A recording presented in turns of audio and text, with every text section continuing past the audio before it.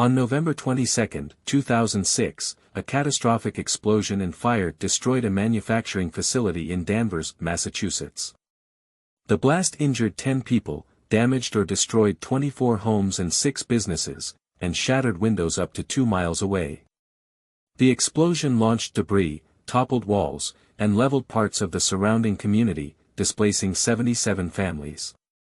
The subsequent fire burned for over 17 hours, consuming flammable materials stored on site, including 51,000 pounds of nitrocellulose.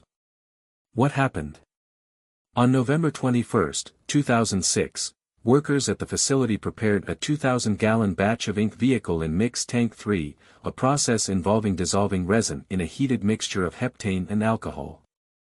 Steam was used to heat the tank. After adding the chemicals, the production manager reportedly shut off the steam valve. However, evidence suggested the valve was left open or leaked, allowing steam to continue heating the mixture overnight.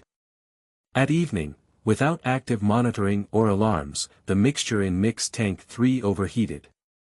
This caused heptane and alcohol to vaporize and escape into the air. Since the facility's ventilation system was turned off for the night, flammable vapors accumulated in the unventilated building. Overnight, the vapor concentration grew dangerously high, far exceeding the lower explosive limit.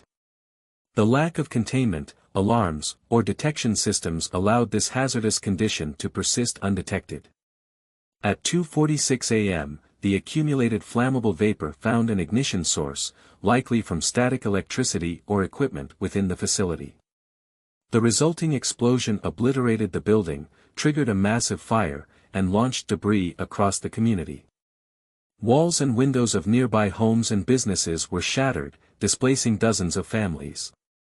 The fire burned intensely, fueled by 51,000 pounds of nitrocellulose and other flammable materials stored on site. What are the root causes? Process safety failures, no alarms, automated controls, or checklists were in place to ensure the steam valve was closed, leading to overheating.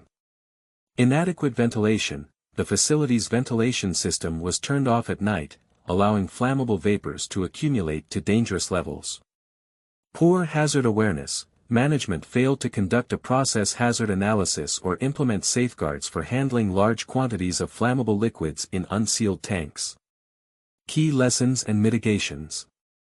Strengthen process controls. Install automated systems to monitor and control steam usage and vapor buildup.